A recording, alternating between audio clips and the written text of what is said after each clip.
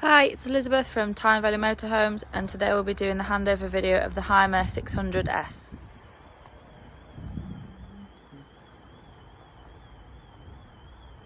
Right. For the back of the vehicle on the driver's side, you've got your freshwater inlet, so you want to use your key to unlock it, and then with a hose pipe and some adapters connected to the tap at the site, and then pop your hose pipe through there, fill it up. You can let the tank overflow or just put as much water in as you need, and then put it back on, lock it so no one can mess with your fresh water supply. At the top of the back of the van you've got your reversing camera, and then you've got your two windows in the back. As you can see here, you've got your LPG sticker, so if you open up the back two doors you'll come to your gas locker. So this will hold two 6 kilogram bottles. When popping them in, just secure them with the black straps so that they don't move around when travelling. When you come to attach your pigtail, just remember it's left to tighten, right to loosen, and you'll want to use a spanner just to nip it up tight. You can then open and close the gas.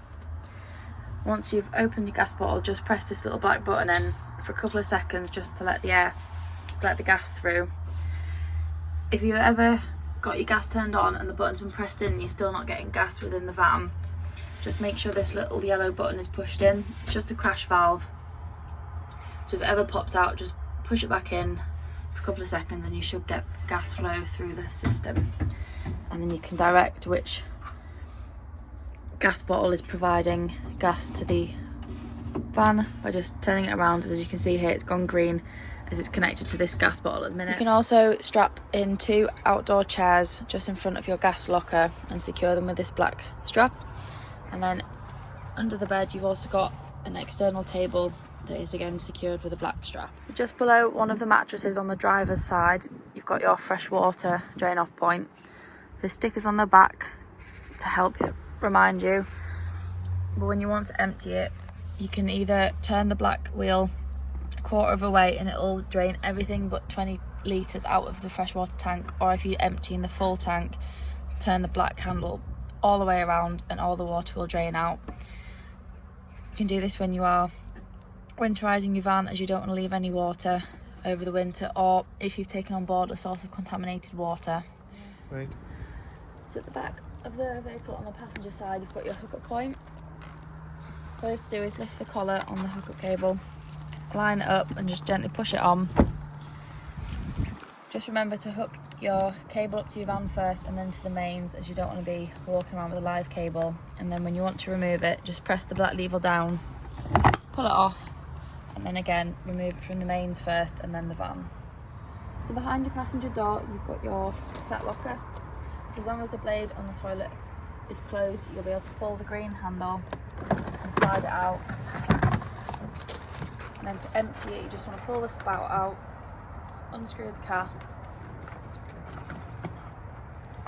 and then tip it up and empty it, and just push in the green button, just allow some air in to stop it clogging when you're emptying it. Fill it with some water, give it a good shake, empty the water out again, and then before you put it back in, put some blue or green liquid in the cap, pour it down your spout, close it, and then you can slide it back in and ready for use. So just directly below your cassette locker is your wastewater pipe. There's no tap on the outside, it's on the inside of the van, but just so you know where it is. Ready? So just beside your passenger door you've got your diesel filler. So in the footwell in front of your passenger seat you've got your bonnet release. So on the front, under the bonnet, you've got your AdBlue. It's cheaper if you go to a petrol station where they take Arctic lorries, as it's cheaper on the pump than it is to buy it in drums. You've got your brake fluid, you've got your engine coolant, your oil, then you've got your screen washer fluid here. And then you've got your positive point just here, and then your negative just down there if you ever need to give or receive a jump start. First thing you want to do when you get into your vehicle is turn your main control panel on. From here you can turn your water pump on, and then you can also check your leisure battery, your fresh water, your wastewater, and then your vehicle battery. To use your Truma heating system, the first thing you want to do is press the round button to get to your home screen. You can then see lots of different icons. So the first one, the thermometer, is your internal heating. So if you click on that, you can scroll from off all the way up to 30 degrees. Next, you've got your water. So you can have it on off, eco, which will just keep your water warm, hot, or boost. Boost will take energy away from the heating for half an hour to get you hot water quicker. Next, you've got your energy source. So you can have it on just gas if you're wild camping, mix of 1 kilowatt of electricity and gas, 2 kilowatts of electricity and gas, or just electricity, depending on what you need. You then have your fan speed. So you can have it on high, eco, or boost. It will just depend. So if it was really cold, you can put it on boost and it will just blow the air around the van a bit quicker. You've then got you can set a timer if you like. You can have your time, you can change that. If you ever get a little warning triangle just here, it just means there's been an error. So if you go to the spanner, click on it and then scroll all the way through to reset and then preset, it will reset the issue and the fault, but then you will have to go through all the options again and set it up like you did in the first place. Just above your Truma control unit, you've got your regulator heater. This just stops it from freezing during the colder months. Here you've got both gas burner hobs working. Just remember that once you've used them and turned them off, let the metal fully cool before you put the glass lid down, as it will shatter. Here you can see we've got the hot water running. You might not be able to see any steam, but it is hot and at the temperature. If you're not using your pop top, or you just don't want the hole in the roof, you can put this cover on and it just pops in at the top, and it'll just cover up the gap nicely. And then to remove it, you can just gently pull and the pops will come off.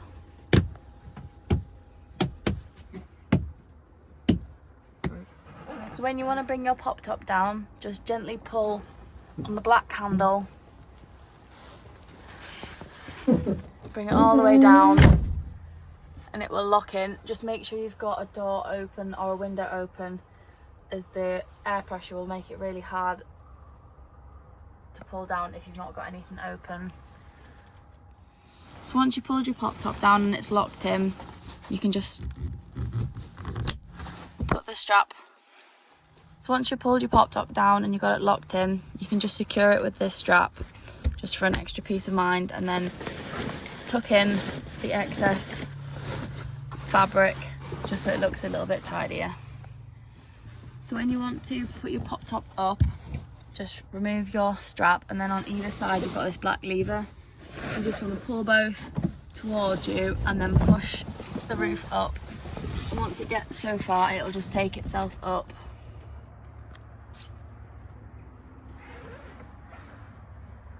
And as you can see, you've got a large sleeping space. There's also a net on the front here, just so you don't fall out through the hole. And then you do have a reading light on both sides. So on the front of your passenger seat, in the back, you've got your wastewater drain off point. So you just press the button down and it will automatically drain out all the water from your wastewater tank. You can do this when you're winterizing your van, or if you're leaving a site and you don't want to travel home with all the extra weight. You can also leave this button down in winter and then close it off when you use your van again. Just under your two travelling seats, you've got your boiler drain off point. This will automatically drop the water when it gets 2 degrees or below.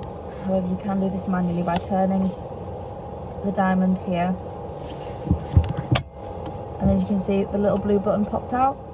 So when you come to close it, turn the diamond back, but also push the blue button in, as this will stop the water from continuously draining out when you're trying to use your hot water boiler. Under your travelling seats you also have your fuses, so if you go on Amazon or eBay you can get a pack of 20 fuses or so, just so you have some spare in case any of them blow when you're on holiday and you're not left without your lights working or fridge. In the bathroom you've got your sink and your shower head. At the top you've got a rail that you can pull down if you want to dry your towels or any wet clothes. And then you've got a mirror and a cupboard, and then another mirror. And when you want to use your toilet, as long as you've got your water pump on, you press this blue button and you'll get a flow of water into the bowl. And then to open the blade, you just turn the outside of the handle and it'll drop the water. And just remember to close it and bring the lid down after use. To turn on your 12 volt compressor fridge, just go to the left hand side of the line. Once all the lights are flashing, you can adjust the temperature by holding down, wait until it's flashing, and then you can pick from 1 all the way up to 5. You can also put it on night mode, which is this little moon button. It just turns the decibels down for when you are sleeping.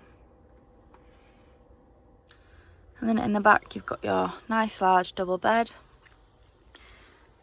Got lockers above each side.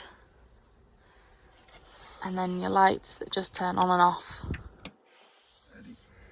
So if you want a little bit more room in the back, you can lift half of your bed up. So if you just flip the mattress over and then gently pull it up, then you can access your tables and your drawers and whatever you've got stored under the bed. So to use this Merc, because it's an automatic, you don't have a gear stick on the left hand side as you normally do. It's on your right lever. So you've got neutral, park, which is the button on the end, and then reverse is up and down is drive.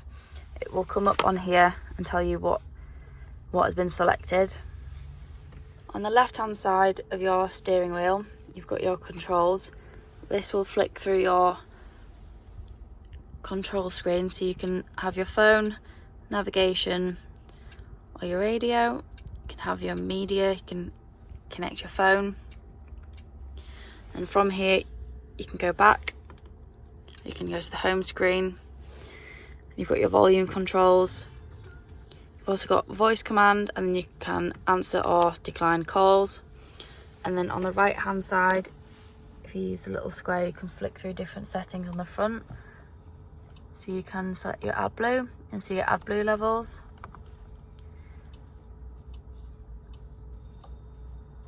Go through multiple different settings on here as well. Your entertainment system is also touchscreen, so your passenger can also flick through different settings. And then you can also use your buttons to turn the volume up and down. And then down here you've got your, and just below you've got your temperature controls. So you can flick through different temperatures, and then you can also increase or decrease your fan speed as well.